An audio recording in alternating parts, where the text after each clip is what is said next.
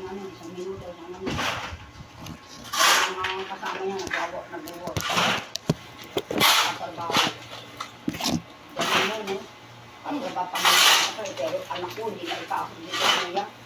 Lagi nakikita yung anak ko sa amin. Kaya pang ina naman, no? Hindi kami pinasok ni tita nito. Pinasok ang anak. Kasi magbibigyo. Kasi pag pinasok dito, baka magkabiho. Kami mo, ikaw nga hindi gumakalong dyan eh. Ikaw nga hindi nagtatrabaho eh.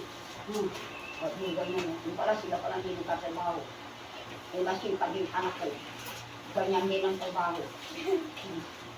Pati si Alo, sabi nga, sasamaan na loob. Hindi kami kinuha. Ang ina, pamang-anak, kinuha.